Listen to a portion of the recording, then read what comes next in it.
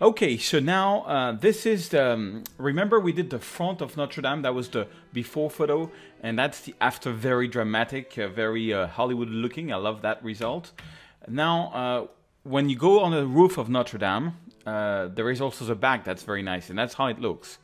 I actually really like it a lot, but same thing, you know, boring day, very boring day, you know, it's like one of these winter days. When was that? When did I shoot this? I shoot this, yeah, 19th of November. November is really bad in Paris. So pretty boring sky, but you know, sky replacement technique to the rescue.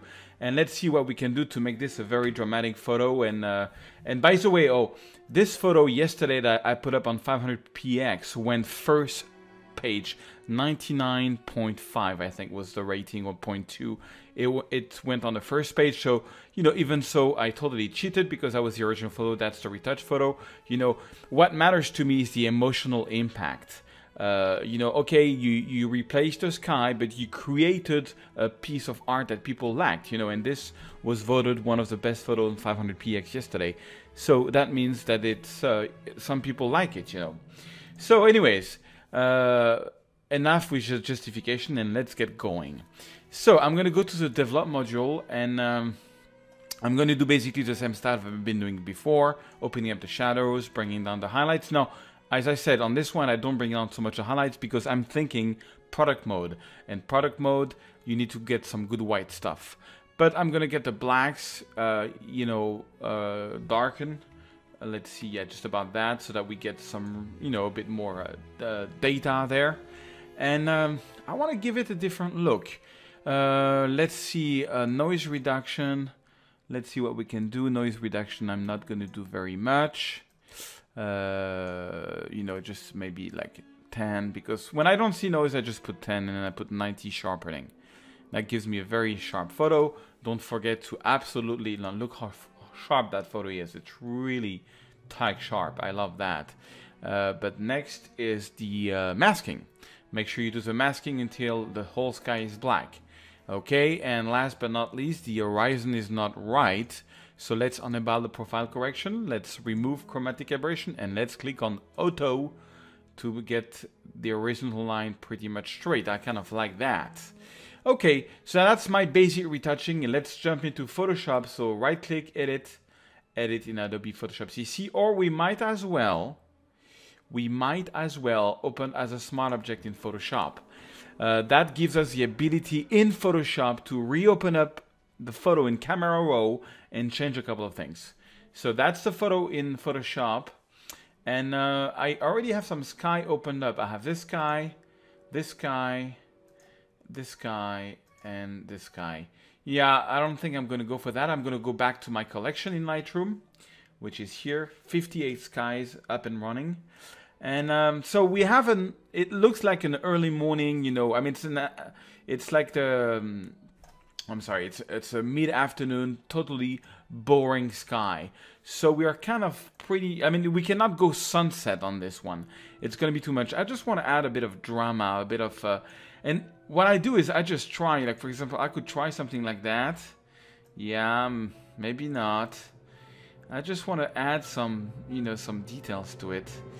Why not try this? Some late afternoon over this. You know what? I'm gonna try both of this. I'm gonna go edit. It's probably not gonna work, but you know, there's only one way to find out, isn't it? And that's to give it a try. So, finding the right sky, and that's why I'm taking this time, is really, that's why I'm giving you these 58 skies. It's really a process in itself. And I encourage you, as you shoot, you know, whenever you go and you shoot like a very nice sunset, just tilt up a bit your camera, try to get a, you know, and shoot some sky, make your own collection of library of skies, you know, so that whenever you've got an amazing shot like the roof of Notre Dame, come on, that's something, you know, well, you don't end up not being able to do anything about it. Okay, what about this? So let's put this into multiply mode and see what that's going to give us. That's totally not working. I'm going to reverse it maybe. No, it's not gonna work. It's just, you know, clouds are way too big. It's not gonna work. Fine. I just throw it away. Okay, what else do we have? What about this? This is kind of cool. That adds a bit of drama, you know, it just makes it a more interesting photo. So I press Command E to open it up in Photoshop. I still have the move tool. I'm gonna move it over to my Notre Dame, and I think I'm gonna, let's multiply this, and I'm, you know, live from New York. I'm just testing this thing out here and there, you know, see how that goes. Okay, what about if I put it like this, you know, something like that.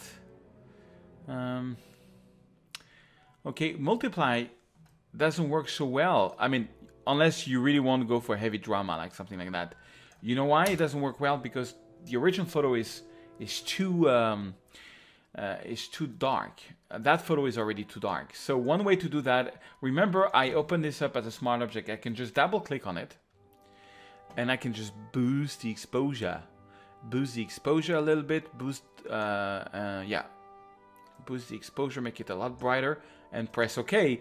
And I'm back into Photoshop. I don't have to go back and forth into Lightroom because it's open up as a smart object.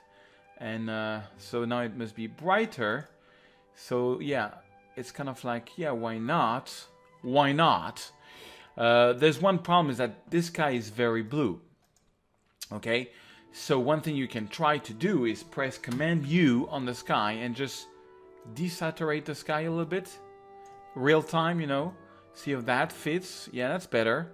And maybe make the sky a bit brighter. Okay. Yeah, that could kind of work. That could kind of work. So click on OK. So what I did was Command U. Command U on that layer, the layer of the sky. Command U, and that does the trick. Okay, I'm going to make this a little bit bigger. All right. And you know what? I think I'm just going to make this a whole way here. I'm just, you know, trying out. You know, I really want you to see the trying process, because sometimes it takes me quite some time to find the right sky for some nice result.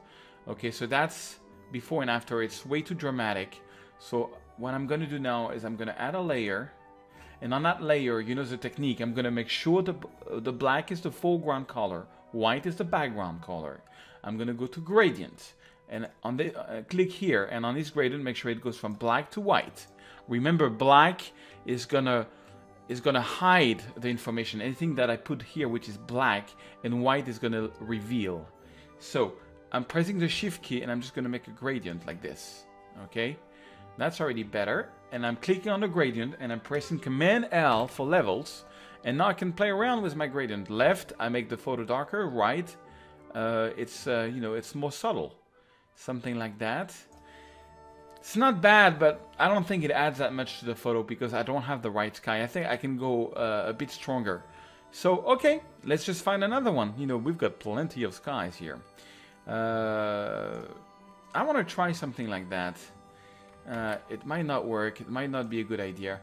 One way to try it, I just open up. So I press Command E, you know, to put it back into Photoshop. I take the Move tool. Okay, and I'm just going to move it over to my smart object.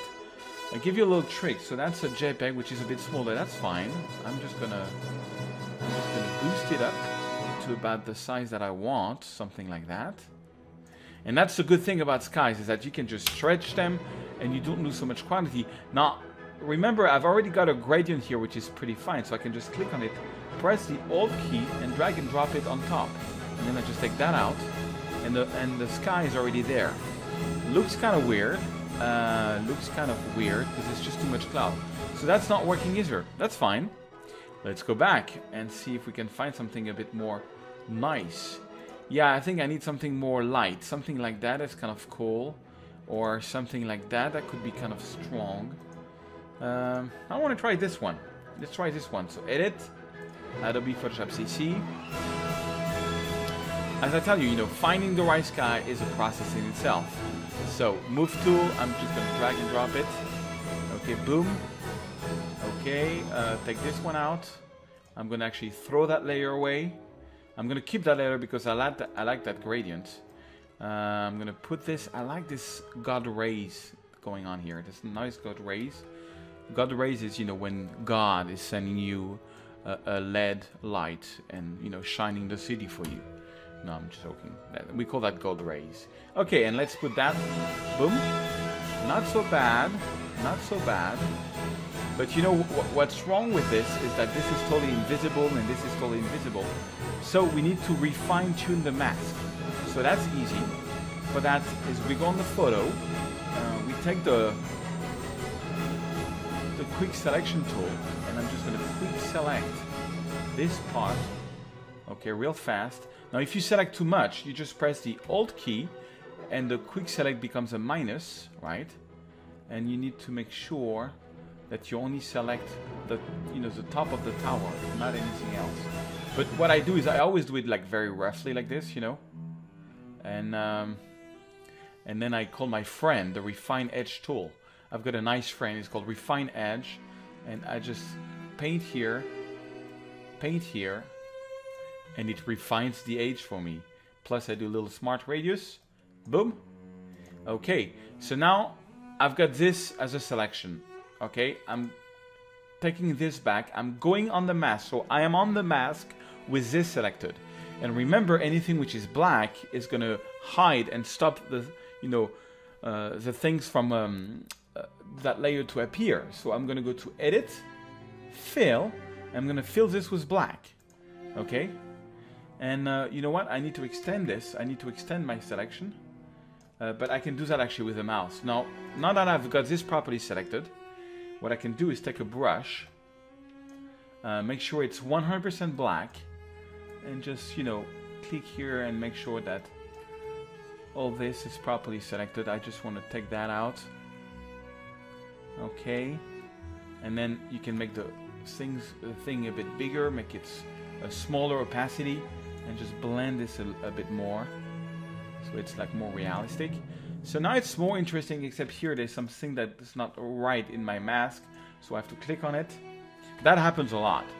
So then I just lower this, and you see now if I'm with black, I'm gonna go 100%. If I'm with black, I'm gonna take it out. So what I want is put it back in. I want this to be back in. Somehow something went wrong here.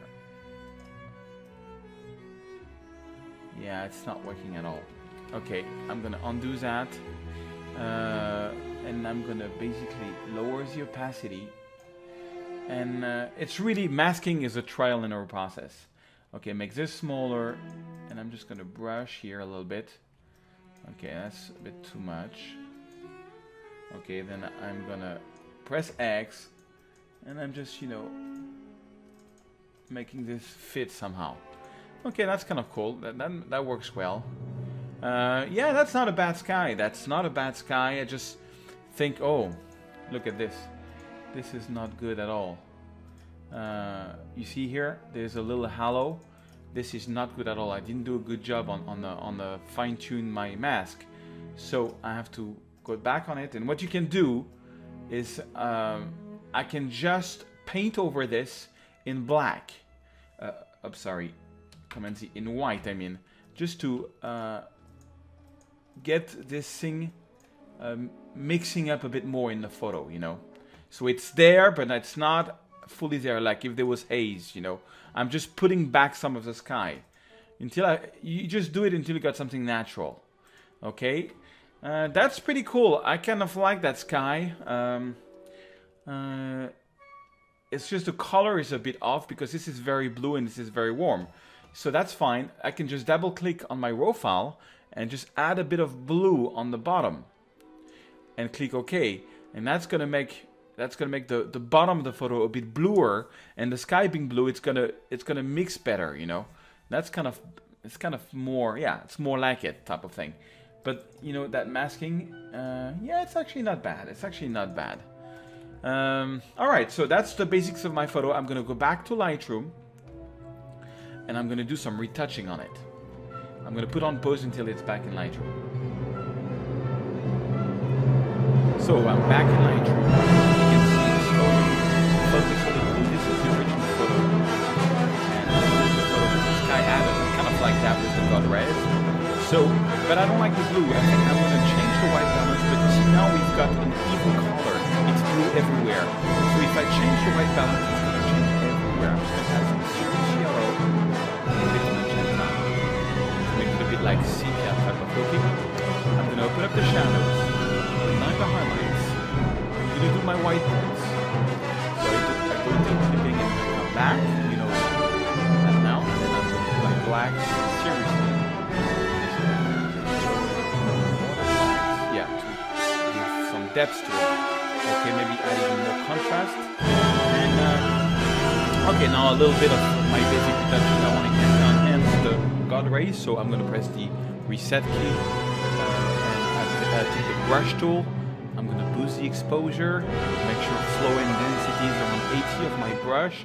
I'm just going to brush and add a bit more God rays. I went a bit overboard here, so I'm going to press the Alt key. The brush becomes you know, an eraser, and I just leave the God rays. Add a bit of yellow in the God rays so that it fits better. Add a bit of magenta maybe, and yeah, and maybe new. I'm going to make it again, but a bit stronger. And just make my brush smaller, so it's like within God rays, within God rays. It's way too much, so I'm going to turn it down until it looks a bit realistic. Just want to add a bit more texture, just little tiny bits like that. So that's before and after. I just enhance a little bit the God rays. Now I want to do some vignetting with that photo, so I'm going to add a graded filter. I'm going to press the Alt key to reset. I'm going to lower the exposure.